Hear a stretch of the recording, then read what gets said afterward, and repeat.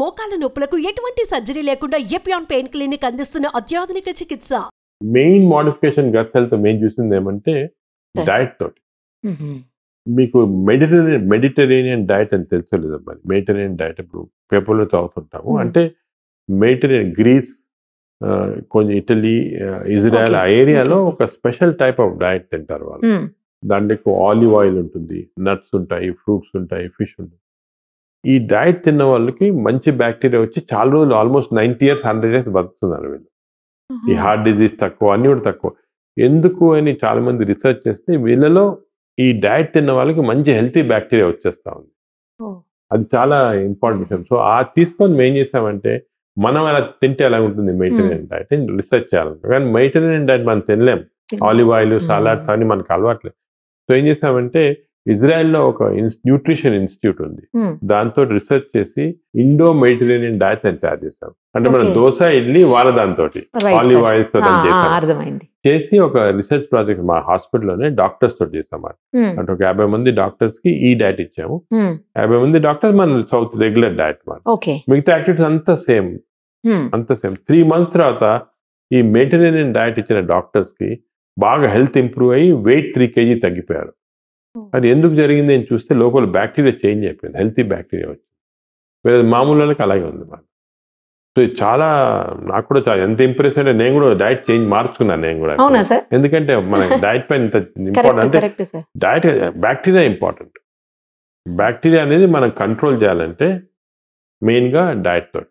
ఇంకోటి ఈ బ్యాక్టీరియా ఎలాగొస్తాయంటే మనకి పుట్టుకతో అంటే మామూలుగా మదర్స్కి వజైనల్ డెలివరీ చేసి 6 months దాకా బ్రెస్ట్ ఫీడింగ్ చేసి యాంటీబయాటిక్స్ ఈకపోతే 6 months దాకా చైల్డ్కి హెల్తీ బ్యాక్టీరియా ఉంటాయి. ఆ లైఫ్ అంతా కంటిన్యూ అవుతుంది.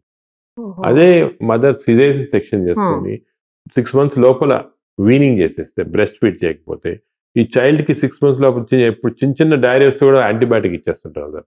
అలా చేస్తే బ్యాడ్ బ్యాక్టీరియా. పాపం ఆ చైల్డ్ ఫాల్ట్ కాదు, ఆ మంచి ఫాల్ట్ కాదు. చిన్నప్పుడు ఈ ఐదర్ అన్నెసరీ సిజేరియన్ ఆపరేషన్ అన్నా, లేకపోతే యాంటీబయాటిక్స్ ఇవ్వటం వల్ల కానీ, లేకపోతే బ్రెస్ట్ ఫీడింగ్ చేయటం లేకపోవటం వల్ల కానీ ఈ బ్యాక్టీరియా వచ్చేసాయి. అండ్ లైఫ్ లాంగ్ ఈ బ్యాడ్ బ్యాక్టీరియా ఉంటాయి. దానికే నౌ వీఆర్ ఎంఫసైజింగ్ ఎర్లీ స్టేజ్లోనే మేము మంచి బ్యాక్టీరియా తెచ్చుకోవాలా. Vaginal delivery important. అసలు ఎంత మేజర్ ప్రాబ్లం ఉంటేనే యాంటీబయాటిక్స్ ఇవ్వండి, లేకపోతే ఇవ్వద్దండి 6 months దాకా. మదర్ని కూడా ఇంతకుముందు 3 నెలలు అనే వాళ్ళు ఇప్పుడు 6 నెలల దాకా బ్రెస్ట్ ఫీడింగ్ చేయమంటున్నాం.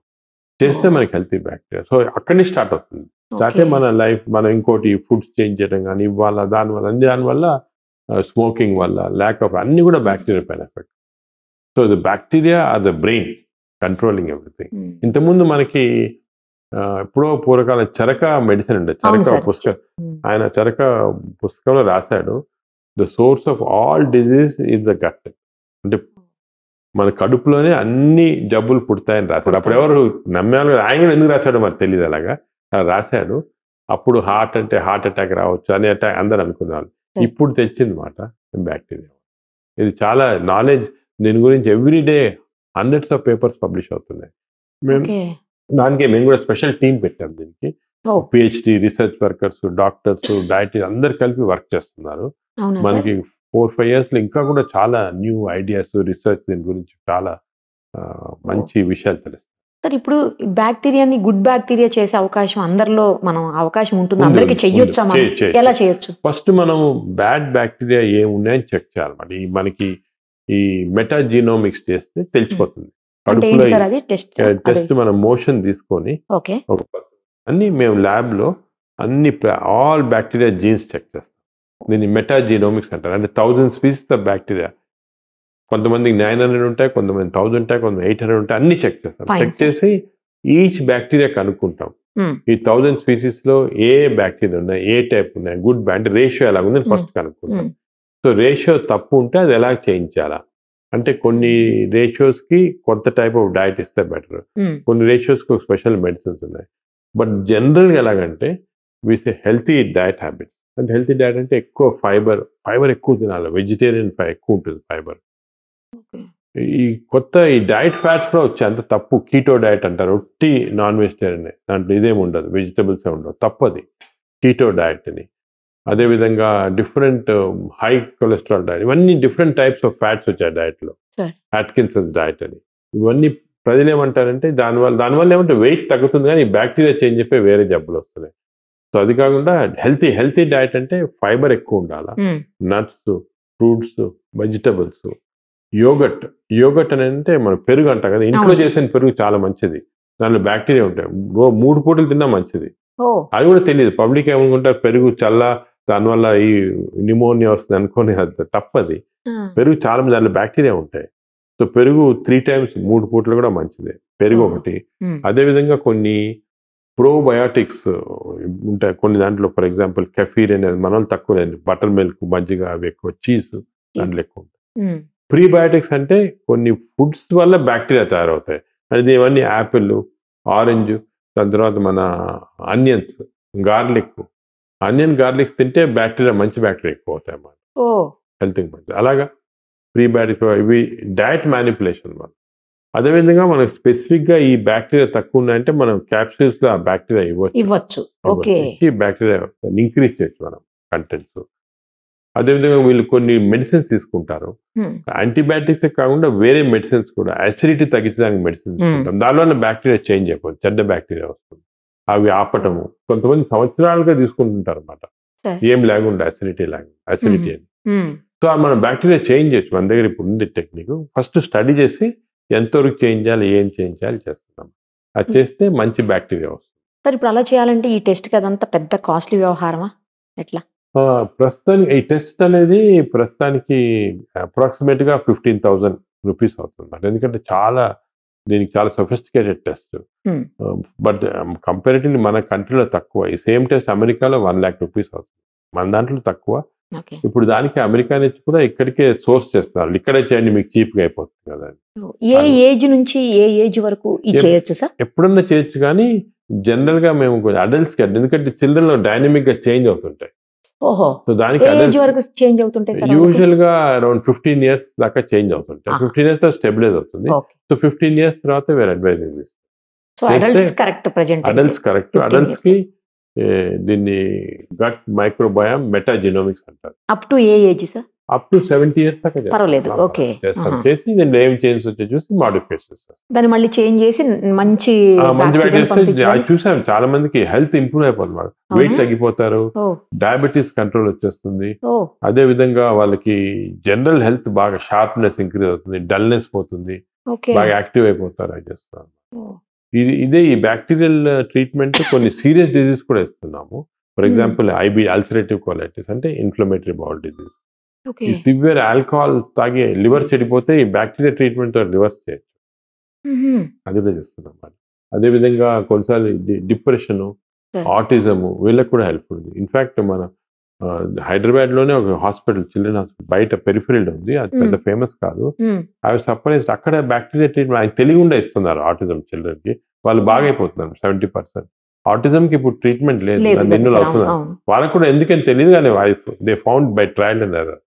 సో ఇటువంటివి మనకి చాలా డిజీజెస్ కి స్లోగా bacteria is going to become important treatment. దానికి గట్ హెల్త్ అనేది వెస్టర్న్ వరల్డ్ లో ఒక గత 10 సంవత్సరాలుగా ఇంపార్టెన్స్, మన దగ్గర ఒక 5 సంవత్సరాలుగా ఇంపార్టెన్స్ వచ్చేసింది. ఓకే సార్, నేను మీదే ఒక ఆర్టికల్ చూసాను సార్, ఏంటంటే స్టూల్ బ్యాంక్స్ రాబోతున్నాయి త్వరలో. ఆ స్టూల్ ని అంటే మంచి బాగా ఉన్న స్టూల్ ని తీసుకొని బాగలేనటువంటి ఈ యువతల వాళ్ళ ఇంటెస్టైన్స్ అంటే ఎవరికి ప్రాబ్లం ఉంది వాళ్ళ ఇంటెస్టైన్స్ మొత్తం క్లీన్ చేసేసి ఈ స్టూల్ ని అది ఏంటి సార్ అసలు దాని గురించి?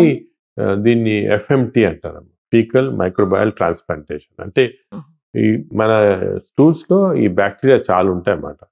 ఈ స్టూల్స్ ని మనం నార్మల్ గా stool is evacuated and flushed off, thrown off కదా. కానీ హెల్తీ వాళ్ళకి, ఫర్ ఎగ్జాంపుల్ బాగా మంచి అథ్లెటిక్ గా హెల్తీగా ఇంటెలిజెంట్ పర్సన్ స్టూల్ వేరేగా ఉంటుంది, ఒక డిజీజ్ ఉన్న పర్సన్ స్టూల్ వేరేగా ఉంటుంది, వీక్ గా ఉన్న డిజీజ్. సో టెక్నికలీ మనం ఈ strong person stool weak person ఇస్తే you can change the whole characteristic of the person. ఇప్పుడు దానికే కొన్ని హాంకాంగ్ లో ఫర్ ఎగ్జాంపుల్ ఈ స్టూల్ బ్యాంక్స్ ఉన్నాయి. So healthy persons can donate stool, in fact they pay money ఇస్తారు స్టూల్ డొనేట్ చేస్తే. ఎందుకంటే వాళ్ళు బ్లడ్ డొనేషన్ లాగా స్టూల్ డొనేషన్, అది స్టూల్ ని మాడిఫై చేసి దాన్ని అంతా మెటీరియల్ అంతా తీసేసి బ్యాక్టీరియాని మనం ప్రిజర్వ్ చేసి బ్యాంక్స్ లో, అంటే మన బ్లడ్ బ్యాంక్ లాగా ప్రిజర్వ్ చేస్తారు. -20 degrees ప్రిజర్వ్ చేసాం అనుకోండి, అది ఎన్ని సంవత్సరాలుగానే అలాగే ఉంచొచ్చు. సడన్ గా ఎవరికైనా కావాలా, ఎవరిని వచ్చి నాకు ఈ టైప్ ఆఫ్ స్టూల్ కావాలా సార్ అంటే ఇమీడియట్ గా మన స్టూల్ బ్యాంక్ లో తీసి ఇస్తారు వాళ్ళు. They will give it through enemas to the person and he will get real improvement. అలాగే కొత్త కాన్సెప్ట్ వచ్చింది స్టూల్ బ్యాంక్స్ లో. అండ్ అది కూడా బ్లడ్ బ్యాంక్ లాగా ఇదంతా కూడా there is some commerce involved in. Stool ఇచ్చిన వాళ్ళు దే పే సంథింగ్, వాళ్ళు స్టూల్ బ్లడ్ ఇచ్చినట్టు ఉంటాయి. So all this is now becoming a second type of act. అంటే బ్లడ్ బ్యాంక్ లాగా స్టూల్ బ్యాంక్స్ కూడా ఫ్యూచర్ లో ఒక కాన్సెప్ట్ వచ్చేస్తుంది.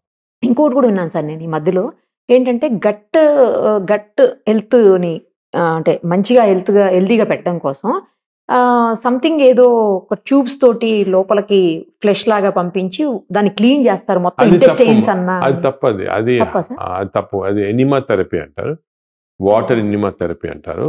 అది నార్మల్ గా ఆయుర్వేదాలో, యోగా సెంటర్స్ లో, లేకపోతే కొన్ని హెల్త్ రిసార్ట్స్ ఉన్నాయి దాంట్లోనే చేస్తున్నారు అనమాట. అదేం చేస్తారంటే ఎనిమా లాగా ఇచ్చి బాగా వాటర్ పాస్ చేసి పంపిస్తే క్లీన్ చేస్తారు.